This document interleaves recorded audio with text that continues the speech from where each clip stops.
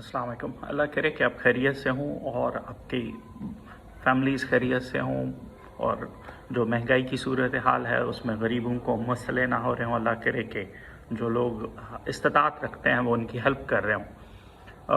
अभी तहरीक इंसाफ के ऑलमोस्ट 70 से ज़्यादा MNAs के रेजिग्नेशन जो है ना वो पहले ही अप्रूव हो चुके हैं, तो हो सकता है जो रिमेनिंग उनके 40-50 रहते हैं उनके भी जल्दी से अप्रूव हो जाए और हो सकता है कि 4-5 महीने में या उसी तरह से कह लें अक्टूबर में ही इलेक्शन हो, तो जितने MNAs के उम्मीदवार हैं हमारे डिस्ट्रिक्ट से वो सारे फिर से लोगों से मिलना शुरू हो गए होंगे।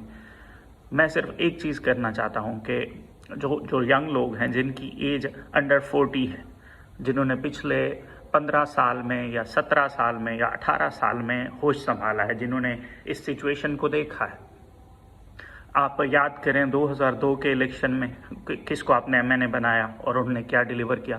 2008 के इलेक्शन में आपने किसको MNA बनाया और उन्होंने क्या डिलीवर किया। 2013 के इलेक्शन में आपने किसको MNA MPA बनाया और उन्होंने क्या डिलीवर किया। 2018 के इलेक्शन में आपने किसको MNA MPA बनवाया, वोट देकर बनाया और उन्होंने क्या डिलीवर किया। मेरा एक छोटा सा आप सभी दोस्तों से ना एक सवाल है कि हमारे यहाँ जब बेटी का रिश्ता करते हैं तो एक बेटी का, सिर्फ एक बेटी का रिश्ता जब करते हैं तो वो ये सोचते हैं कि जो जिसके यहाँ ब्याह रहे हैं क्या वो इंसान अच्छा है, समझदार है, रिस्क कमा सकता है और रिश्तों की इज़्ज़त करना जानता है। क्योंकि बेटी दे रहे हैं तो चाहते हैं कि बेटी की हमेशा वहाँ रिस्पेक्ट हो और उसकी कदर की जाए और उसकी केयर की जाए। इसी तरह जब लोग कोई किसान फसल बीजता है, बोता है, जस्ट लाइक मैं अपने ख़ानदान में काफ़ी सारे लोगों को जानता हूँ,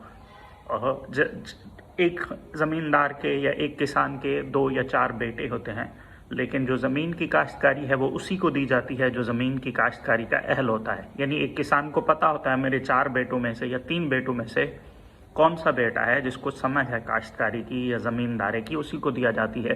काश्तकारी उसी को दी जाती है, ज़मींदारा भी उसी को दिया जाता है, बाकियों के लिए कोई और फील्ड चूज़ की जाती है।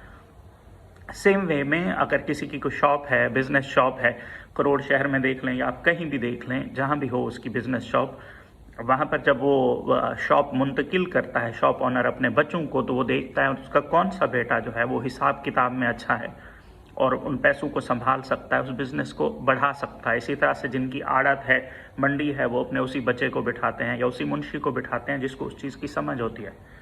ये छोटे बिजनेसेस या छोटे डिसीजंस हैं जो एक इंसान की लाइफ को इफ़ेक्ट करते हैं, ज़्यादा से ज़्यादा 5 या 10 लोगों की लाइफ को इफ़ेक्ट करते हैं। अब आ जाते हैं हमारे डिस्ट्रिक्ट लिया की आबादी ऑलमोस्ट 2.5 मिलियन है, 25 लाख से ऊपर है।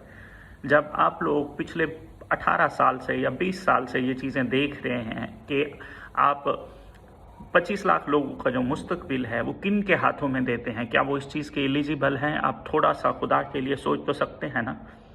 और फिर 22 करोड़ लोगों से ऊपर का मुल्क है जो अभी दिवालिया होने पे आया खड़ा है।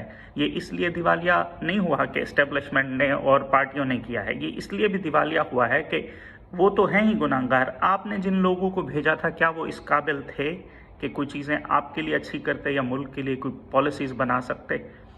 हम दुनियादारी के सारे मामलात में रोज़ सोचते हैं, किसी की तनख्वाह 30,000 रुपये है या किसी की 50,000 रुपये है या किसी की 1 लाख है, तो वो पूरी प्लानिंग करके बैठे होते हैं कि हमने महीना कैसे गुजारना है, कितने पैसे रोटी पे खर्च होंगे, कितने बच्चों पे खर्च होंगे, कितने घर की बिजली पे खर्च होंगे, जो जो चीज़ें उनकी ज़रूरत की होती हैं, जो कमी बेशी है वो उधार से पूरा करते हैं। आप प्लान करते हैं ना 1 महीने के लिए, तभी आपका घर सीधे से चलता है। अगर आप नहीं करेंगे तो दूसरे दिन आप बर्बाद हो जाएंगे। सेम वे में ये मुल्क है और सेम वे में आपके नुमाइंदे हैं जिनको आप चुन के भेजते हो कि ये आपके मुल्क के लिए और आपके इलाके के लिए पॉलिसीज़ बनाएंगे जिससे आपके इलाके में तरक्की होगी और मुल्क तब्दील होगा। खुदा के लिए जो यंग लोग हैं, जो पढ़े लिखे हैं, वो सोचें वो जिस किसी को वोट दे रहे हैं वो किस पर्पज़ से दे रहे हैं, उसकी क्या एलिजिबिलिटी है। अगर जो यंग लोग हैं ये चीज़ समझ गए, हमारा मुल्क तब्दील हो जाएगा। अगर आप नहीं समझेंगे ये और भी पीछे दलदल में जाएगा, ये कभी चेंज नहीं हो सकता। आप किसी नालायक इंसान और बदतमीज़ इंसान या मुनाफिक इंसान या कब्ज़ागिर इंसान को जब तक पार्लियामेंट में भेजते रहेंगे, वो एक कब्ज़ागिर क्यों चाहेगा कि आइन इतना स्ट्रांग हो कि वो कब्ज़ागिरों के गले तक आए।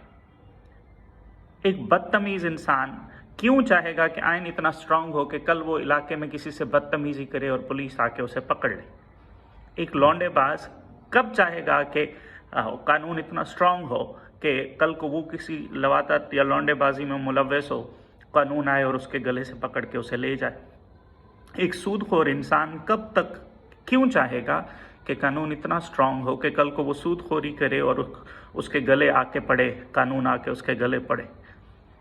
एक एक्सट्रीमिस्ट मजहबी शिद्दत पसंद क्यों चाहेगा कि कानून मुल्क का इतना स्ट्रांग हो कि कल को वो शिद्दत पसंदी भड़काए और कानून उसके गले तक आ जाए। तो आपने सोचना है, आप जिनको भेज रहे हैं क्या वो इस चीज़ के एलिजिबल हैं, और आप माशाल्लाह सारे बड़े ज़हीन हैं। अल्लाह करे कि मेरी बात आप दोस्तों को समझ आए, अल्लाह करे, आमीन।